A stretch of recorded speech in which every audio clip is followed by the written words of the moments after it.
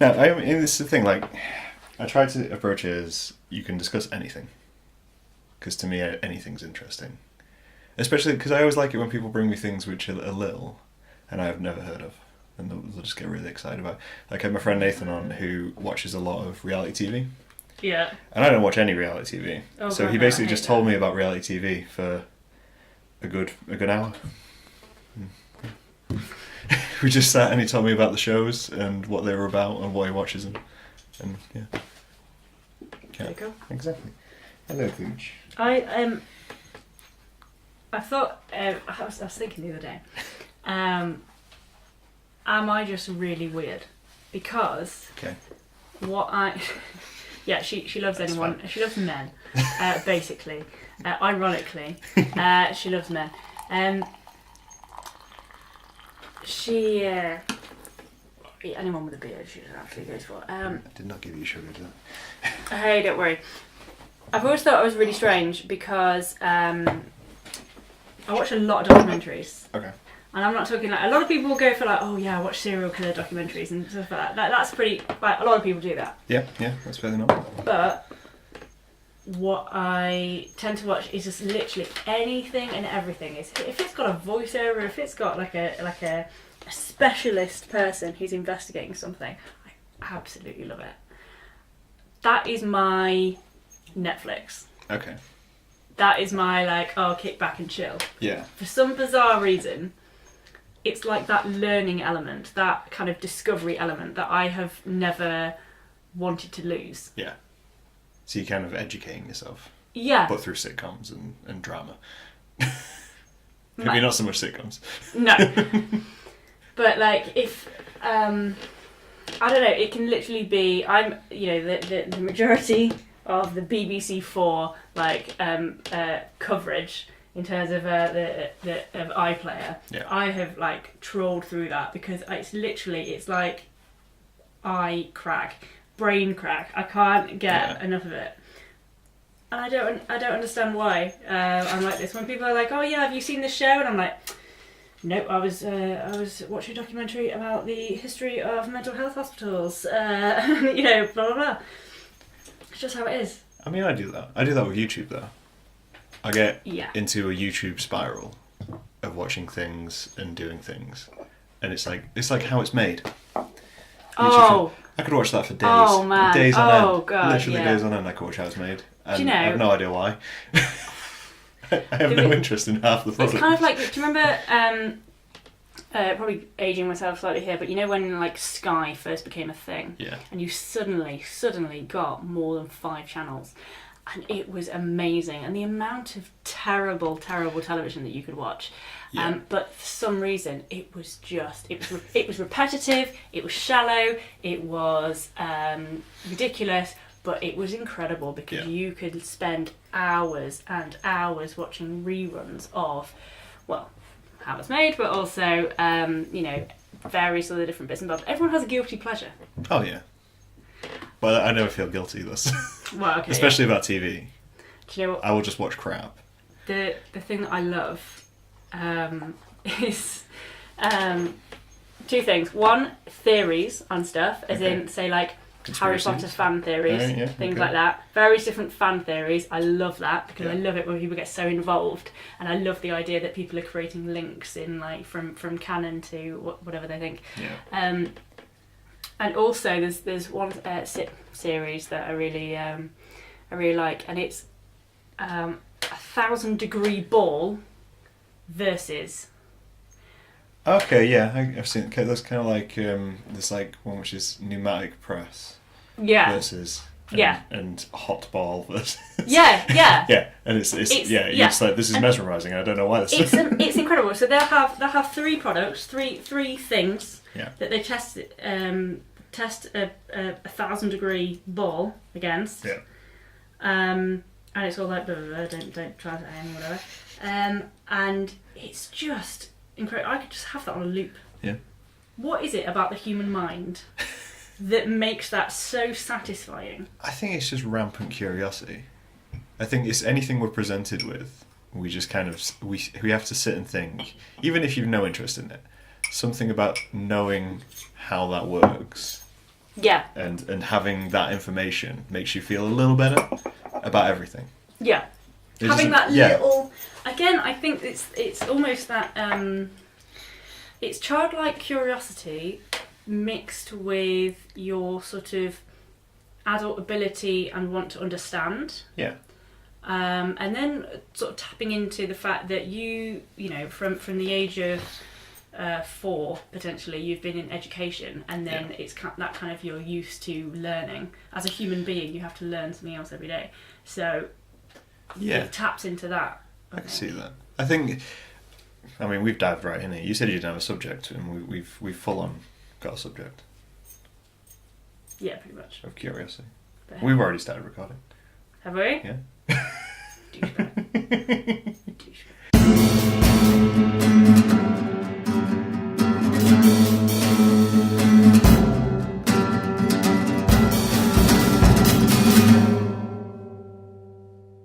We'll cut in, and I will introduce you Okay, yeah. as Elizabeth. And I did have a thought earlier that I don't actually know what you do. I know you're a photographer. Okay. Because it's like my first question is always, how long have we known each other? We've known each other for a few weeks. Yeah, like a month. Yeah. Since Women in the Arts extravaganza showcase. Basically, I've known of you for a while. Likewise, because we share mutual friends. Mutual friends Yeah. and, you know, social media and things like that. I'm like, hey, there's that beardy guy. And he's got a podcast. Nice. Basically, that was my thought process. I mean, Apparently that works. very- Yeah. There's yeah. that lady with the nice hair.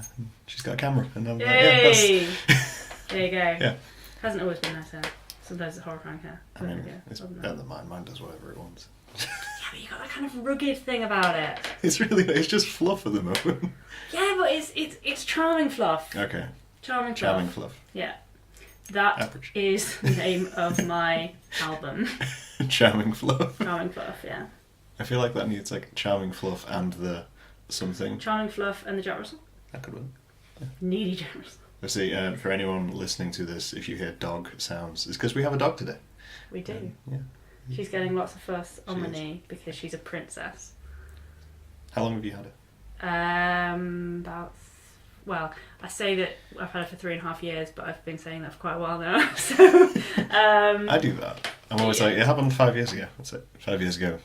For the last 3 years. it's like, you know when you say, oh, you know, when I was 10, blah, blah, blah, and it's always when you're 10. Yeah. Always. When you're 10. Like everything when you're happened 16. when you were 10. And you're just like, everything I was happened when you were 16. Yeah. It's that physically can't have happened when you were 16. Is it? I know. But are you sure? That seems like it happened when I was 16. Because I feel like there are finite amounts of time, periods of time where you can assume that something happened in your life. Yeah. You've kind of got a memory of it, or you do have a memory of it, but you have no concept of how old you actually were. So you're either 10, 16, or when you were 18. Because 18, a lot happens. Yeah.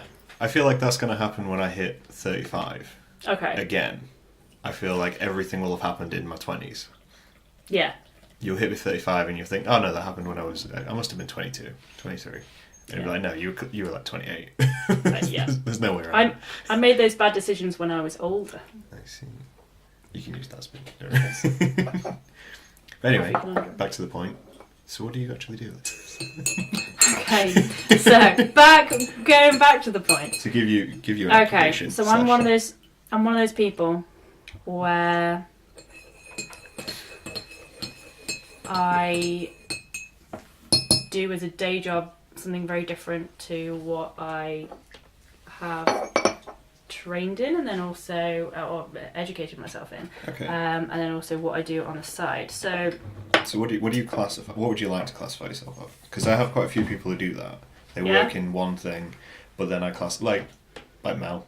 Mel obviously works at a hotel. Yeah. But I classify her as a poet and performer, an Yeah. artist, and I think that's what she'd like to be classified as. So what would you like to be classified as? Photographer and creative. Yeah. I like the umbrella term of creative. Creative's a great. Oh, it's amazing because you can go anywhere. Yeah. With it. I think that's a good way of describing it. What I actually do is I work in software. So Okay. I mean that's really that's creative. No. But yeah, in terms of what I do and more who I am, Yeah. it's definitely the creative side. I think if I don't think I don't think I physically could survive being in a job that isn't creative, and then not being creative outside of that. Yeah, I definitely get that. I remember vividly having a conversation with my GCSE art teacher. Yeah. Because we were discussing what I was going to do at college. Yeah. And I said to her, I was thinking about doing philosophy in English. And then I was thinking about law, and I was going through a lot of things, a different one, and she said, take a creative subject. Yeah. And I said, but that doesn't help me in terms of learning law in any way, shape or form. And she was adamant about it, because she said that the amount of students she had who studied art, enjoyed art, and then went and did something academic and dropped out because they hated it and had no outlet was numerous. And so I eventually caved and did media and fine art. Hey, but that means you actually followed something that you enjoyed and you're passionate about. And there's so many times where I think people are pushed towards the academic because there's a lot of sort of tendency to think, well, that's great, that's something you enjoy, but it's not going to get you anywhere. Yeah. It's not going to get you a job. It's not going to get you the pay packet at the end of the month type of thing. I mean, I was explicitly told by when I was deciding just after my GCSEs and deciding what I was going to do, and also deciding what I was going to do for uni, my mum said to me, yeah, okay, you like photography, but do photography after a proper degree. Right. Which was a bit of a kick in the face. But I get where she was coming from. Yeah. I get where she was coming from in terms of,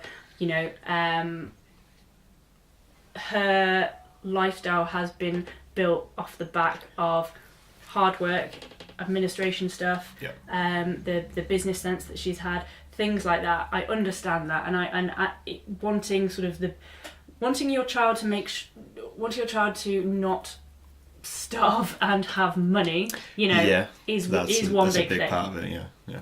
Flip side of that is that if there's not a creative outlet, then it can be all kinds of frustrating.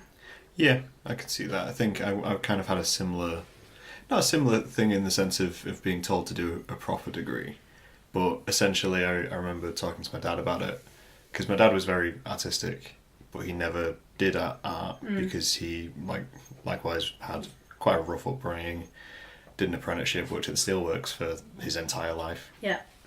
And he kind of just turned to me and said, if you want to do creative stuff, find a way to make money. Find a way to take what you love doing but in a business sense. Yes. So when I looked at courses, I did contemporary lens media, but I was looking at advertising and commercial photography courses, because it was very down the lines of, this needs to be a job. Yeah.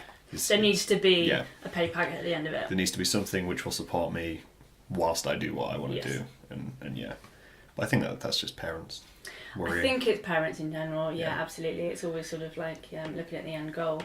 But then it took her by surprise a little bit when I started to get recognition for some of the photos I'd taken. Yeah.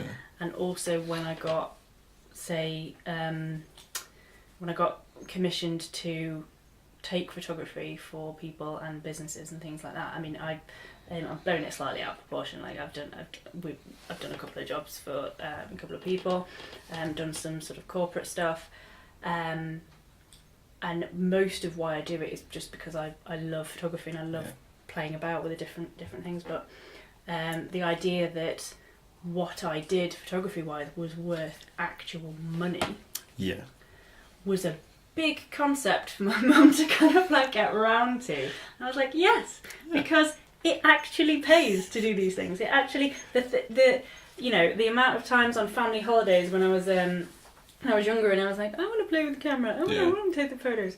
It's actually meant it's worth something. Yeah.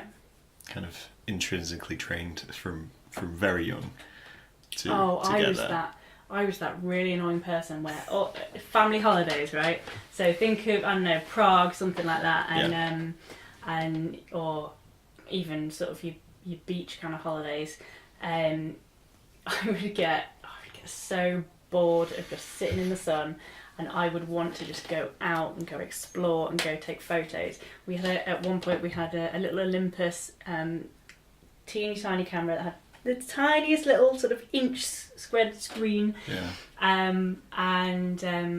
I'd be just saying like, I want to take it, I want to go out. Yeah. Blah, blah, blah.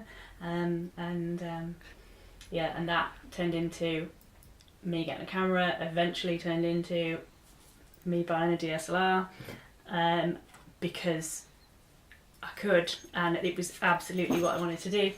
And that turned into actual sort of monetary gain in terms of this, like. But most of it is creative. So nice when someone has managed to do that. Because when I was little, all I did was draw. Yeah. And like holidays, I'd draw, and occasionally I'd pick up a camera, but it was always my classic was there's so many photographs which I've been in a museum or a gallery or somewhere, and I've taken a photograph of something behind glass, and there's just me and a large flash, and that's the entire photograph. Yeah. And there's not much you can really do outside of that.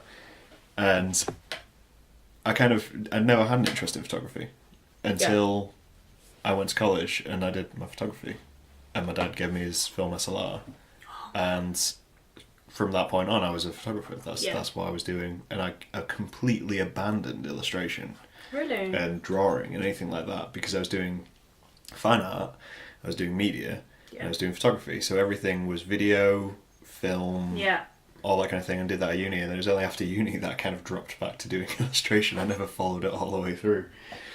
It's always nice to meet someone who's just kind of rolled it on a little bit. See, it's good and it's bad at the same time. Yeah. I kind of have a different perspective on it in a way. Yeah. Like I 100% I appreciate that perspective, and that's quite nice to hear that's appreciated in a way. But I always feel a little bit like I've never had the guts to go whole hog. Like I've never had the guts to go, no, I'm not doing this. I want to go fully fledged into photography or anything like that. But also is the dog's eating something random. But also I kind of feel like I'm worried about either getting bored or not doing well enough. Okay, yeah. Because I tend to have quite high standards of myself, which I think everyone, in terms of their own work and things like that, I think it's quite a common thing. Mm-hmm. And I want to make sure that I can apply myself in a way that where I don't get bored. I'm always occupied. My brain's always going, and so maybe there does need to be that mix of strategy, academia, structure, problem solving. Yeah.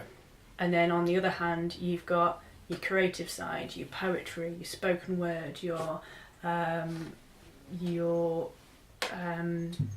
creativity, your photography. Yeah. And maybe that's enough. Maybe it's not enough. Maybe it is enough. To be honest, you're not quite figured that out yet. I haven't figured that out. I don't think I'm going to figure it out for a while. And do you know what? I'm okay with that. Yeah. I'm okay with that. You're in no rush for that. That's good. That's a better way to be than... I think that's a better way to live than chasing something. Chasing that satisfaction. Yeah. Because a lot of people chase it and then never find it. And they get really, really bogged down in that idea that they can't achieve what they've got in their mindset. Yeah. Rather than thinking of it as, no, this is my goal. Yeah. I'll get there. Eventually. I can everything else I do is building towards that goal. Yeah. And that's just something which I can go out for. But it's not the be all and end all. Yeah. It's just it's the pie in the sky type dream.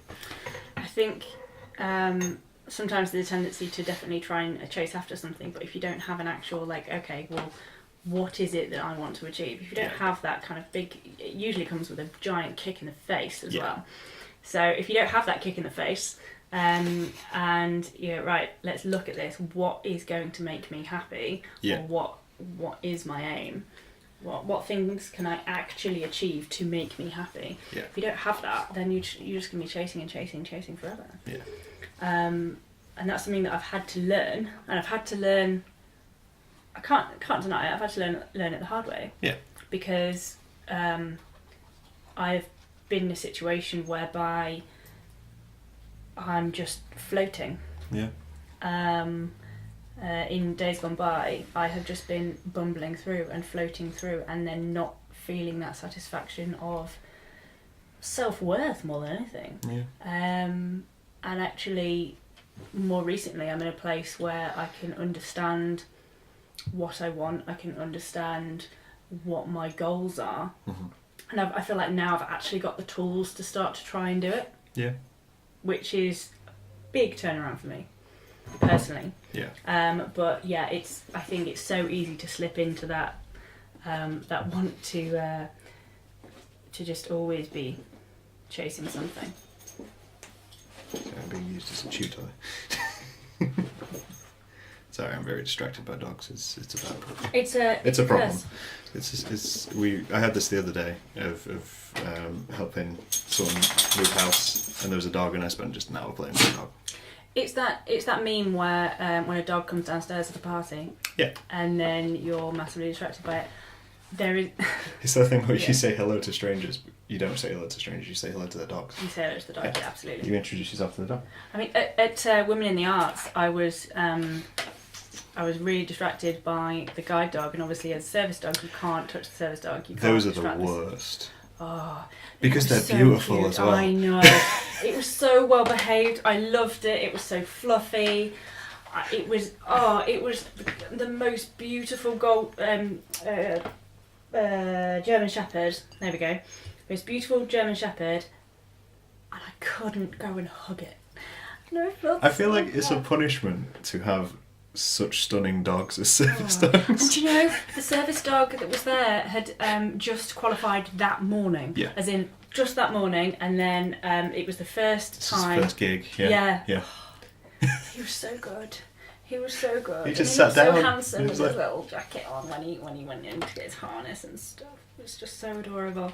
I loved it. I think the love of dogs is definitely. I don't know whether it's a gift or a curse, because to be honest, it's really distracting sometimes. It's very distracting. Do you know where Robin comes into the office with me? Mm-hmm.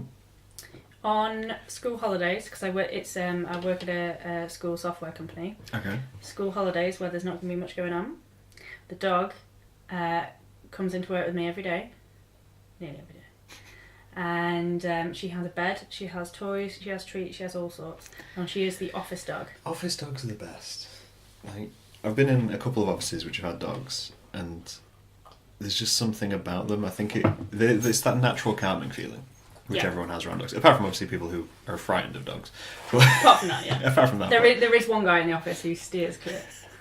But it was like when you messaged me, I did think of like I never even think of it. I was like, I wouldn't have noticed if you'd have just brought a dog. I'd have been like, cool, you've got a dog with you. That wasn't a big thing for me. Just, you know, but then, yeah, I could understand if someone else would be also, like, if you know, some not people, everyone likes dogs. I just wanted to make sure that everything was okay. I like to be conscientious. You know, not everybody wants a dog in their face, and especially when she likes beards so much.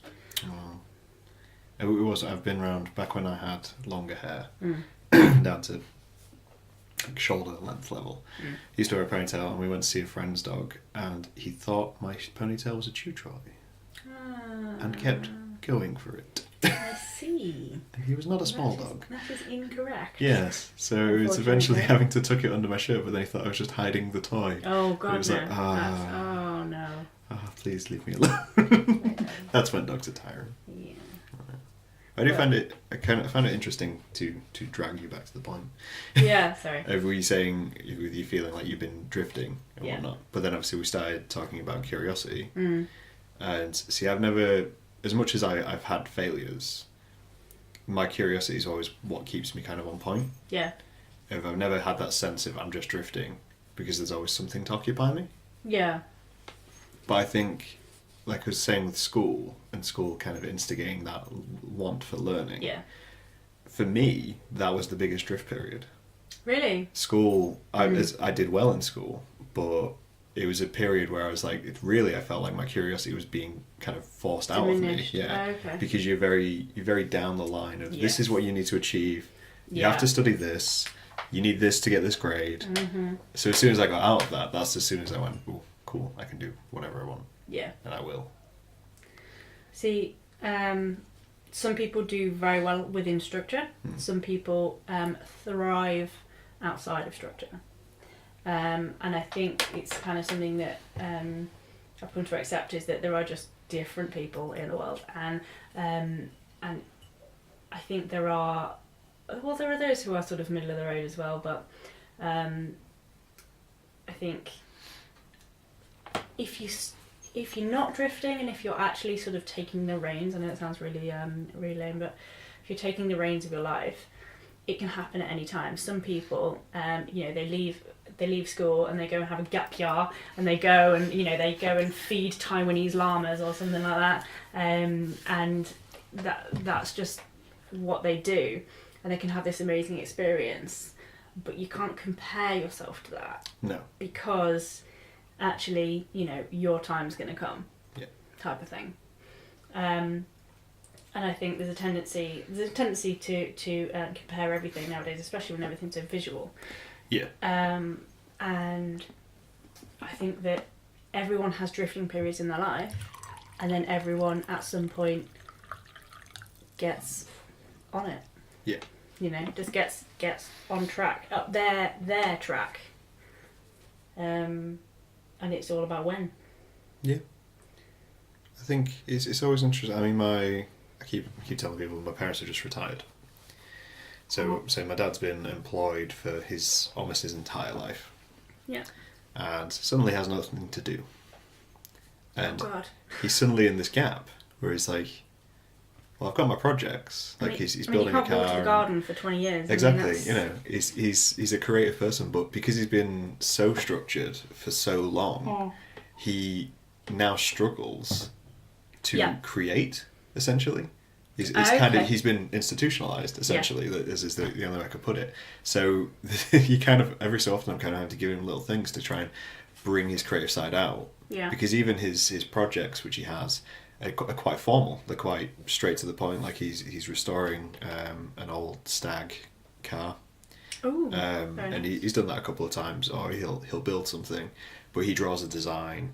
Yeah. And he'll be very precise. There'll be a proper process involved. Yeah. Okay. My parents' house is filled with pastel drawings from way back when my dad used to do pastel landscapes and actually kind of just step outside of whatever he wanted to make and just make something. Yeah. Yeah. And now he's kind of just in this void where he's having to relearn how to be creative, and it's incredible to watch. I mean, maybe also it could be the fact that almost like a rebellion against the fact that there is no structure now, in that there could be a level of sort of deep craving for that level of structure. So when you get, say, to do with work, if you have a project, you've got certain processes that you have to go through, and then maybe due to the fact that he's been working so long, it could be that actually for him it's a good feeling to do that, but ultimately you're going to get a different product at the end of it, because it's a linear, structured project, as opposed to let's just whack something together, let's put some colour on the walls, let's do this and that. Because whilst your life is being fulfilled with structure, and then you have a creative outlet, if you suddenly only have the one, suddenly there's an unbalance which you can't quite balance. I absolutely knew that I couldn't just do one thing. So you think if you, let's say you quit your job, do you think how long do you think you'd survive before you need full structure? It's hard to say. It's hard to say. If I were to quit my job, I'd need something. Yeah. I'm a doing person. I do things. You are quite. I mean, you're the only person I've had on the podcast who sent me an event invite for my own podcast. My Google Calendar. I loved it. I kind of, as soon as we decided on a date, and I was like, I've got to Google. Why have I got? Oh, I'm going to my podcast. I've got a meeting for my podcast. But since got a then, meeting. I've been using Google Calendar. Isn't it amazing? It is. Oh, okay, so I went to Switzerland, podcast people, I went to Switzerland last week. Yeah. And I stayed with a friend, and he's doing a PhD at the University of Bern in Switzerland. He's incredibly talented, incredibly clever guy. And he is basically analysing the proteins of asteroids or whatever he's doing, right? Yeah. So incredible work.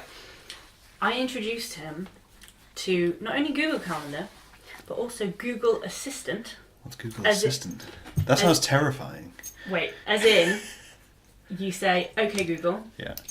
and then you then say, "Oh, set a reminder at 10 p.m. to water the fish," or whatever.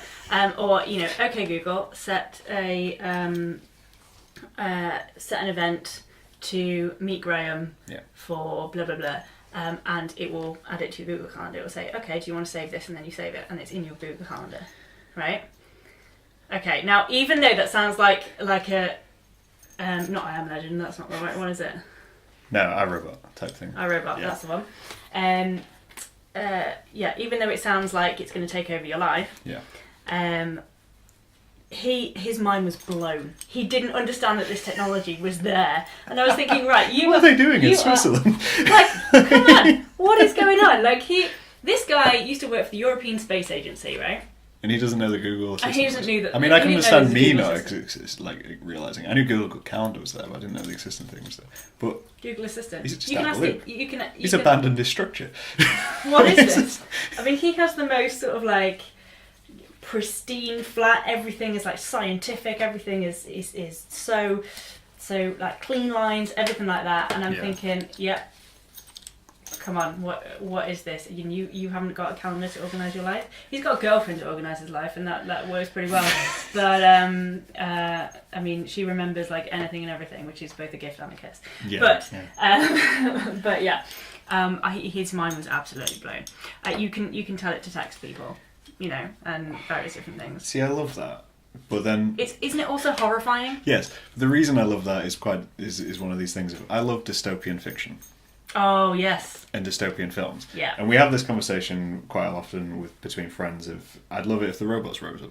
Yeah. Because part of me really wants to live in that dystopia, just because it's really interesting. And I realise I'd be depressed and I'd hate it. Yeah. And it would be awful because humanity would die out. But at the same time, part of me, the curiosity part of me goes, that'd be cool to just, what if the robots did rise up? What if all of a sudden we had this weird little thing we had to balance with everyone? And yeah, I don't know.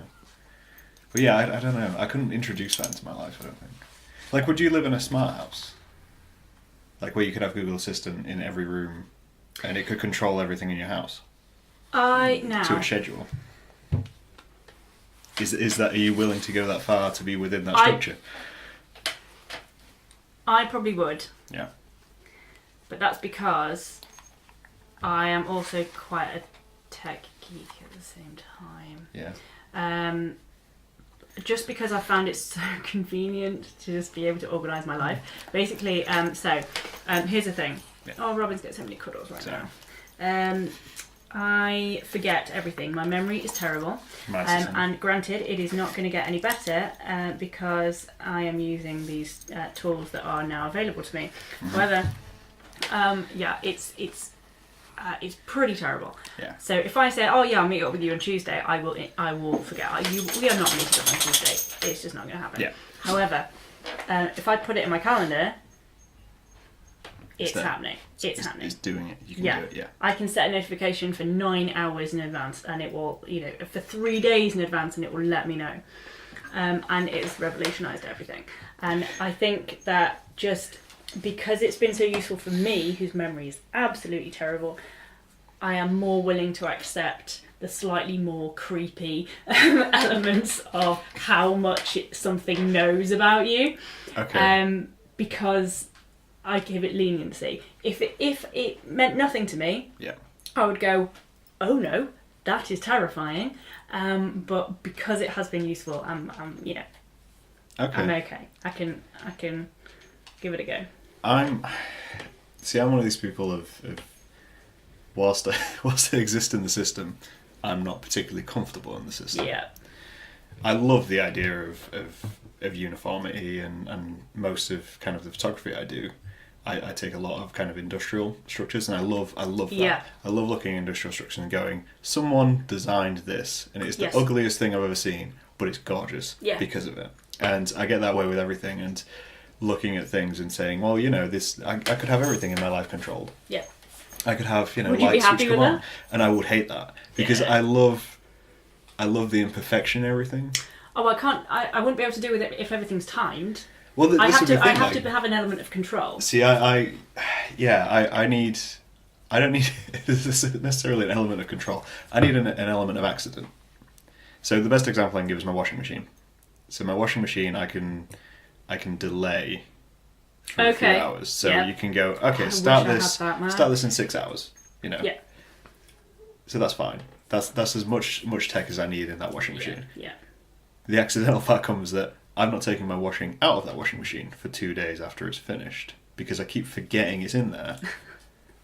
Whereas if there was something on it which was like, you need to open your washing machine, you need to do this, or it set me a thing and went, open your washing machine, empty your washer, or it did that for me, suddenly that element of complete accident is just gone. Yeah. And it'd be, no, I don't understand it. Again. I don't get it. I need to be able to make mistakes. I need to be able to make mess and yeah. Oh god, See what no. comes out of We all need to be able to make mess. I mean, if it pops up on my phone, it doesn't mean I'm going to do it. Like say, yesterday, day before, I've been like, yeah, I'm going to work on this and I'm going to do this, and then I put loads of stuff in for me to do. Did I do any of it? No. Do you know what I did? Play Pokemon Sun.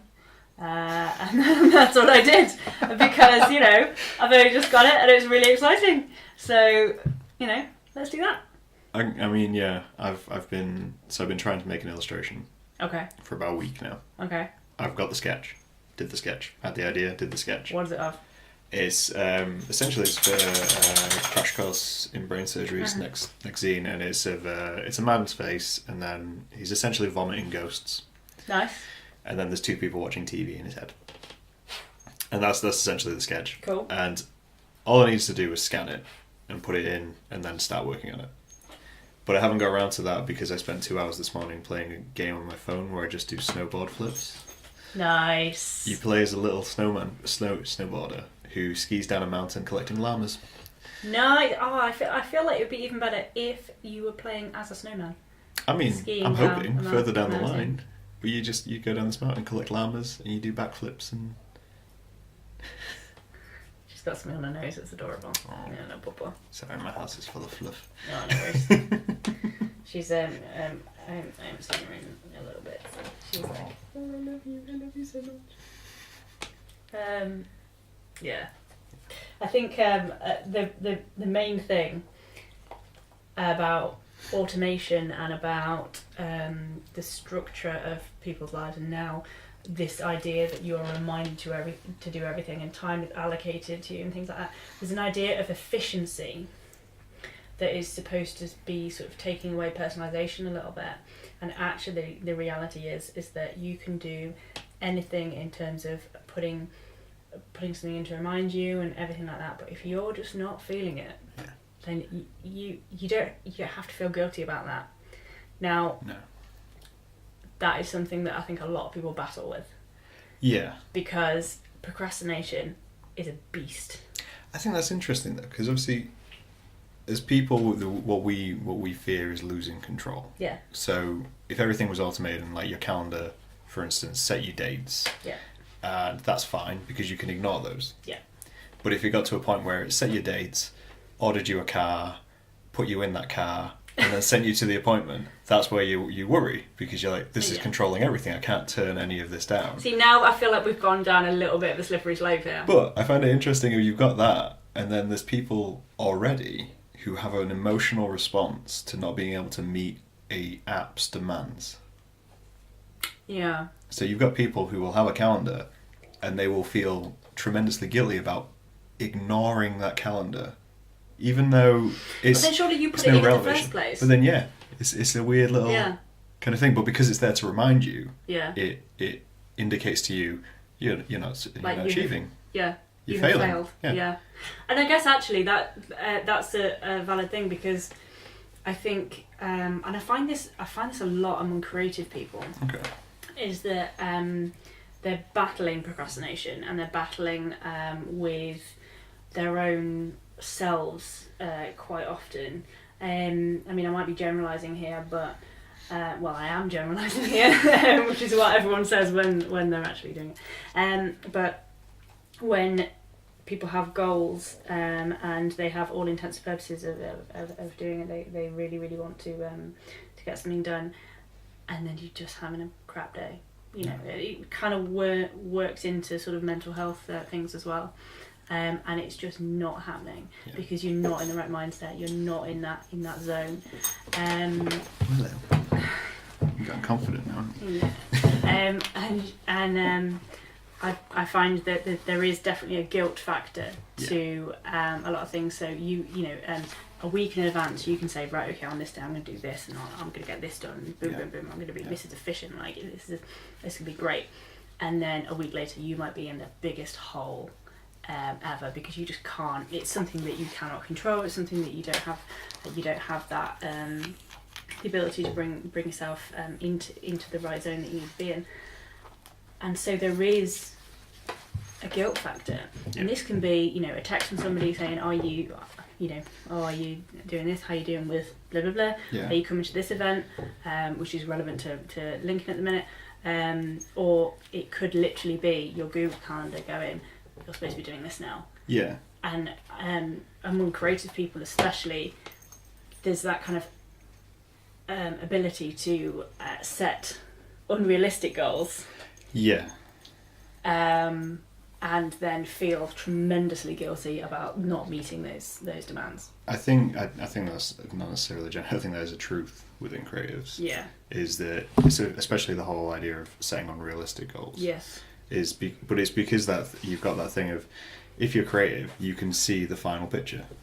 You can see how big it could be. You have this expectation. You've already jumped through the 12 loops, which everyone's gone, oh, well, I need to rent an event, I need to do this, and you've already gone, no, it could be, we could do 4 shows a year. Yeah, you could do X, Y, and Z, and it's going to be incredible. Yeah. And this whole, it's almost like an ecstatic, euphoric moment where you have a rush of energy, and you can go, I'm going to do this, and I can like look at what this could be, and you can have all of that energy, and then at some point, because that energy is difficult to maintain, it's not sustainable. Oh, definitely. Robin's getting big cuddles right now.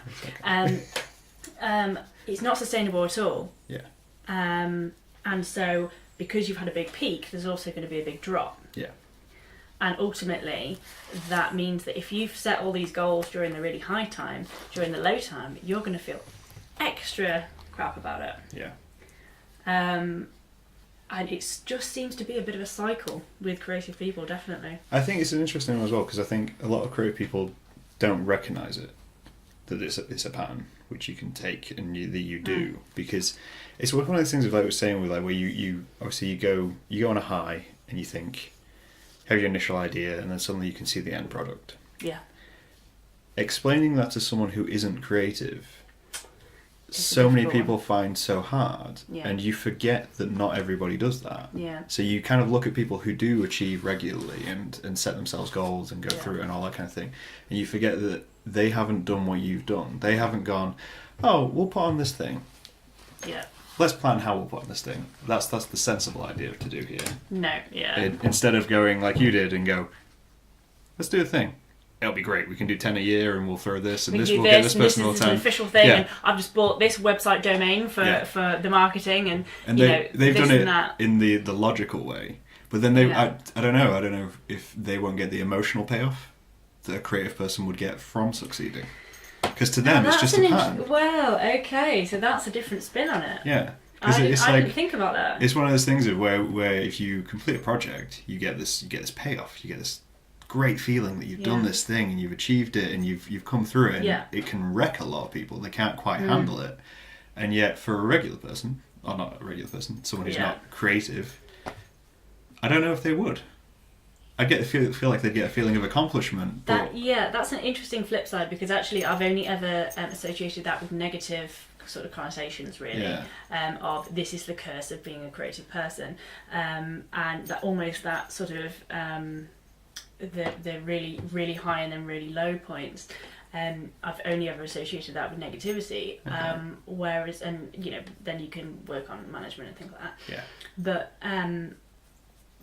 But actually, there is a euphoric moment when you actually achieve something, and when something is so good. But then your expectations are so high anyway that when are you going to achieve those? I don't know. I don't know whether because a lot of creative people have a lot of high standards. They do. Because they've seen that perfect image of what that's going to be. Yeah, definitely. Which I guess is why it's so important for creative people to support creative people, because they can actually bring them out and go, that was incredible, do more of that. That's why I love seeing collaborations between people who are creative and people who aren't creative. Yeah. And that's why they tend to be the most successful. I can't remember, ages ago I thought of the phrase of find a creative person and exploit them. If you are a non-creative person, but you are particularly business-minded or great at planning or that kind of thing, find someone creative, exploit that creativity, and you'll both do very well. Yeah. Because you're combining the best of your both worlds. It's kind of having that grounding from one point and having a structure, as we were saying before, having that structure, but then also letting someone go crazy with the project and kind of mashing it together and making something that is actually viable. Yeah. Of course, you need someone when they're doing the planning who can deal with a creative who's going up and down. Yeah. Because if you haven't got that, then that's when it becomes worse. For instance, someone who is lenient with time management and things like this. I think there's got to be a level of understanding there, a level of communication, because if not, it's just going to break down. But ultimately, having a creative person as part of something, and then having a more structure-minded person who's part of something, is definitely a key thing. Because if not, you've got to have that sweet spot of collaboration. Just thinking about it, I feel like that's the story arc to every film, which is about the start of an idea. If you get one person who meets another person who happens to be very good at putting things together. Like the business person, and then the big ideas person, and then, whatever. And then they fall out midway because one of them's not appreciating the other side of things. But then maybe that's because it is a truth universally acknowledged that's how things happen. That is how amazing businesses get created. That's how amazing ideas come together in terms of actually fruition. Because there are a hell of a lot of ideas that didn't actually come out the right way because it just burnt out. Yeah. Because it fell down from there not being actual structure. And then at the same time, I feel like maybe that suggests that everything has an end point if you started a collaboration like that. That you can't survive like that as a pairing. It's difficult to sustain. Yeah. And maintain, I imagine. It starts well, but then eventually one of you is going to have to give, and either one of you is going to lose creativity and it's becoming a business and suffer for it, or one of you is going to lose what you wanted for your business and the creativity will overall, and it won't survive. But the long and short of it is it's not going to be pretty. It's self-destructive. Regardless. So basically what we're saying here, podcast people, is don't start anything because it's going to fail. Accept that everything will fail. Yeah. So go out, do things, but don't do things. Yeah, don't do things. Because it's not a good idea. It will drive you insane. But maybe it would be a good ride. Maybe. It depends if you're doing it for the experience, I guess. Are you more in for the experience or are you more in for the end product? That's a good question. I think that is kind of... the legacy or the memory. I feel like that needs to be printed on a t-shirt. I mean, I do make t-shirts every so often. Oh, there you go. We could start podcast t-shirts, which... Podcast t-shirts. I love that. But again, that's jumping to the end point of merchandise. And when I started... And then what is your motivation? Is it monetary? I don't know. What have I walked in on here? I think that confuses people, a lot of people, especially about this podcast, is when people come on it and they're like, well, why are you doing it? Why are you doing it? I don't know. Just because? I started doing it because I could. Yeah. Essentially. Because you got the equipment, or did you purchase the equipment? I had a camera and I had a mic because I did film. Yeah. And then, I was having coffee with a lot of people, Nice. and I thought, why not record it Not too shabby. and then just put it out? And that's literally. I have no idea of the quality of this conversation in terms of. I mean, I think we're doing well. Are we doing? Are we I doing think well? we're doing well. Oh, okay, fair enough. Yeah. I mean, I haven't got into hamsters and things yet, but Do you, when you start projects? yeah. Do you? Because this is a thing that I find with photography, or at least my photography. Okay. I never start a photography project with an idea. I get inspired by photographs I take. So I start. Yes. I go out, take a photograph. I'm like, okay, I really like this photograph. Let's explore that more, and that an idea develops from that initial capture. It tends to be like that because I think that's because you are, as a photographer, you are a very visual person, and so you can be inspired by something that you've taken, and then that kind of vibe that you're going for, and then it sparks something else. I don't think there's any way in which I could just think, hey, wouldn't it be a good idea if I did this? It's always inspired in. Even from, it can be a photo that I've taken 3 years ago. Yeah. It can be a photo that I've taken, last week, whatever. And I go, okay, maybe I can go along this route now. But it's always inspired by one photograph that I have actually taken. Yeah. Because, one part of it is maybe I'm just not that forward thinking, that I can just go, maybe we'll do this, and just like, I'm sipping my tea one day, and one day I just have the most amazing epiphany about a creative project. But yeah, it always comes from some photo that I've taken. Like there's a photo that I took recently, and I was kind of thinking, okay, so the lighting was really interesting in it, and it was to do with. It was on a street festival, okay. And I thought, okay, lighting. Easy. Robin has a lot of feelings about this. She does. And it was a street festival, and the lighting was really interesting, and I thought, okay, well, how about can I work with wide angle photography, but with maybe flash a different way, or how can I work light a different way, and I think ultimately it does come from something that you've already done, and then it can grow and grow. I think it's a thing I found interesting about working with photographers, of how much you depend on inspiring yourself through practice and going out and doing things. Because that was, in a way, that's the conflict I found with doing a course which was photography based. Yeah. Because you receive a brief, and they give you a brief, and they say, it must fit this criteria. And then they go, cool, so what ideas have you got for the brief? And so many people had ideas and would have a photo shoot in mind, and I'd sit there thinking, well, I've no idea. I need to go do something first. Yeah. before I can come back to this brief. You need to dick about. Yeah, I need to dick about. I need to go take some photographs, and then what I'll do is I'll twist the brief to fit whatever I want to do. Yeah. And that's how I approach projects. So it was always interesting, especially I found it with fashion photographers. Yeah. A lot of fashion photographers will come with an idea. Yeah. And a vision. And they'll be able to go, right. And they'll go, right, yeah, I can do this. And they'll go, the flash will go there, there, and there. Mm-hmm. It'll create this. And I hate working with flash. I've never been able to get it down. Yeah.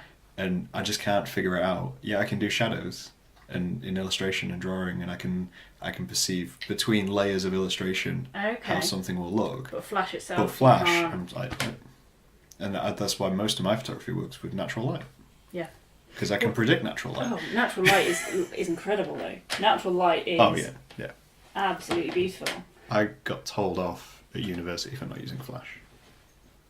Because I suppose, but flash is sculpture at the end of the day. Yeah. I prefer tungsten. I prefer getting a niss big hot light and going, I'm going to put this on and it's just going to stay there for hours and you're going to melt, but it's going to be great. Because I can see exactly where everything is. Well, okay, yeah. It's something quite visible which I can control, but the idea of a flash, I'm like, no, it's too, I don't know, it's unpredictable in a way. Yeah, I mean, it's something that I'd always wanted to master, but I basically, pretty much as a rule, I don't use flash. Right. I have a flash. It's not a super swanky one, but it is a flash. Do I use it? No. Because I find that natural light is so much more authentic. But at the same time, it's always something that I've wanted to maybe dabble with, but I've never really had the full inspiration to go, yes, I'm going to do this, and I've got these ideas and things like that. Because Flash, I think there's a certain element of emotional scarring that you get when you're first getting into photography, and you go, oh, let's put the flash on, and it just turns out horrendously. Because the little flash on top of your camera that pops out, like, it's just never going to be good. For a photography project that I did for I did some work for a company to do with gelato, for a company called Gelato Cool, and I had I've still got this ring light that obviously you put on the end of your camera, and I just took it off the end of my camera, still had it attached, running through my my camera there, and I just kind of, with one hand I held my camera, with the other hand I just moved it about, and I had this wire that was only about a foot long, maybe like a tiny bit more, and I just moved it about to see what kind of different angles I could get with the light, because it meant that I didn't have to deal with the idea of everything flashing everywhere. I just sort of like, oh yeah, there you go, there, just have one up there, yeah, sure, let's take this other shot there, yeah, that light looks good, yeah, cool, the end. But that's product photography where everything has, light had to be crazy. I again, going back to watching random documentaries and whatnot, watching food photography is the most interesting thing in the world. Food photography is not pretty. It's not, produce. And it's insane. I remember watching. It was a video on McDonald's and how they make a burger look like it does in a photo. Full of water. And what they did was they went to a McDonald's and they ordered a Big Mac, and the whole idea was obviously the one you buy doesn't look like the one in the photograph. So they took that to see whether they could make that look like the product photo. Okay. And what they had to do to go through it. And they were there for about 4 hours. Yeah. And they did everything from pumping air into the bread to searing extra moisture onto like outside of things, and then taking the sauces and pipetting them one by one. And I was like watching it like, this is insane. It's just for an advert for a burger. I think I mean I've done a little bit of food photography. And there's a lot of it's not pretty to actually do. It's quite fun. Yeah. It is quite fun, but it's quite intense. And especially, like, say, because I did some gelato stuff, and so you literally have a teeny tiny time frame in which it's looking okay. Yeah. The rest of the time it's going to look awful. So it's like you've got to have a really quick turnaround. Plus, also, I did some work for the Naked Marshmallow company, and that was just. Actually, I remember just feeling so sick because we had to eat. Well, we didn't have to, but we ate quite a lot of them afterwards. And the melted chocolate and everything. Oh, it's beautiful. But it's you've suddenly become extraordinarily bothered and extraordinarily trying to be so precise. Yeah. And you're reshooting, and it's pretty intense. But everything has to be just right, because with a product as well, you're trying to sell something that has to be on point. Oh yeah. This I think if someone does food photography all the time, I can't imagine doing that all the time. Again, it's too precise for me. I need to be able to make a mess. Yeah. I need to be able to go. It doesn't matter if that's just right. I can wing that and it'll give it some character. Whereas in product photography, it's so. It's detailed in a way which it shouldn't be. It's detailed, and it's also, you are absolutely at the mercy of the client as well. Yeah. Like, I don't know, wedding photographers, you can just get, you can grow crazy with it, and they have that emotional attachment. So it's like, no, something is going to look amazing. Like, not that I don't want to downplay that, but something is going to look amazing. You've had an amazing day, everyone's having a great time, blah blah blah. With product photography, it's like you absolutely have to make something look wholly appetizing. You have to get exactly the right theme, and there's no sort of, you can have creative ideas, but ultimately you are at the mercy of the client and what they want. Yeah, it's pretty intense. I think that's what would worry me about, because I was self-employed for a little while, doing illustration and t-shirts and stuff, and I'd go back to it. Like, I feel like I could go back to doing freelance full time, but being at the mercy of clients does terrify me. That one day I'd wake up and be like, I don't want to do this anymore because this isn't creative anymore. Yeah. This is just meeting an end.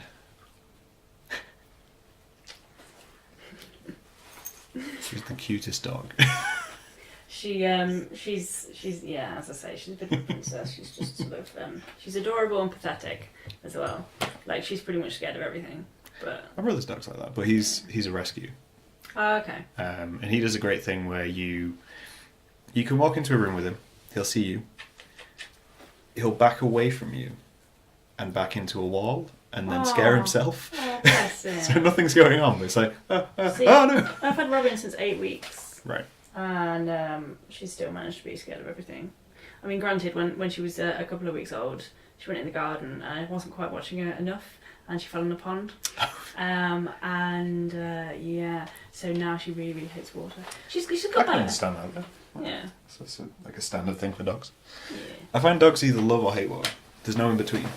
The ones with little legs tend to hate water because Yeah. they know that they can't actually swim. I mean, Robin can swim, but she hates it. Yeah. And I recently I walked down to Bootham Park. Okay. And when I say recently, I don't mean recently at all, but it was autumn, so no, I don't mean recently at all. Anyway, so I mean, you wouldn't believe it's not autumn, considering the snow and what we've had. Well, yeah, it was beautiful there. It was absolutely beautiful, and she loved it. And there was so many leaves everywhere, and she was just like rustling through the leaves. She was running, and it was great. You could almost think of a slow-mo montage of the dog loving life. And then she tried to cross this little brook that she thought was actually solid, Yeah. because it looked like it was just mud. Okay. But turns out it was all the mank from this brook that had just like come, and the silt that had like gone onto the top of the water, and so she just absolutely fell through it. And she was the most sad dog. She was the saddest little being. And she was just like, oh my god, this is horrible, and she was like scraggling and trying to get out. Had to like heft her out by a harness and things like that. She was like, oh mummy, that was horrible. Just picking up a soggy dog. Basically, yeah. Yeah, it was quite traumatic, bless her. Oh. But again, that's just, yeah. she's alright. It's dogs being curious. Yeah. They're going to be curious. I think maybe, I don't know, coming and discussing this, I don't know whether it's better to be curious or not anymore. I feel like we've come round to a point where you need a combination of both. You couldn't live life being fully curious. Because if you're fully curious, are you ever satisfied? No, I don't know. That's the thing. Oh, now that is a t-shirt. Yeah. I think, yeah, that's... If you've never been curious, have you been satisfied? Ooh, That's another one. Well then. Yeah. I feel like there's some form of I feel like there'll be this really hipster like there'll be a picture with loads of fade on it with some trees and things, and then you'll have that in like fancy white writing in the front of it. It'll be black and white. Yeah. Yeah. Someone wandering through the forest. Something like that. I don't know. I think maybe everyone's, as you say, everyone's different. Yeah. You got to find that balance. I think so. I think maybe that's the key, and less focus on achieve and find that curiosity. balance, but also understanding yourself. Yeah. Because actually, and being okay with either being a super creative person or understanding that you need that kind of structure as well, as we've been talking about. Yeah. Just understanding that is okay, and understanding that part of you, understanding your needs and your wants and all of that sort of thing. I know that if I went full creative, I would not be happy. I think if I went full creative, I'd be dead within a month. Yeah. I mean, what I wouldn't do you... I mean, survive. that's why I mean, Lord knows, that's why super creative people end up like, well, do end up dead. They end up dead. They're like, in the nicest possible way, they do. It's like overindulgence. Yeah. And then at the same time, if I was fully 100%, if I was fully just structure and no creative outlet at all, I would Yeah. Well, I would jump, you know. And that's why people in full-time office jobs do. Exactly. Just, you know, Yeah. they're at the water thing, they're making the coffees or whatever, and then they just jump. Yeah. So you've got to find that balance, but be okay with that. Yeah. I think that's good. I think that's a nice end point to this podcast. You think? Yeah. I like it. Find your balance. Find your balance. Be okay with yourself, guys. It's okay not Such to be a feel-good okay. podcast, even though it's called Yelling at Concrete. Yeah. No, thank you for coming. No worries. Hope you enjoyed it. I'll send you a completion email on Google Calendar. I'm expecting every guest to send me that now. Absolutely. That's going to be a thing. But thank you for coming. And No problem. Thank you for having me. That's nice. Thank you for the coffee. You're welcome. And we'll talk to these guys later. Nice. Bye. There we go. Nice. Is that alright?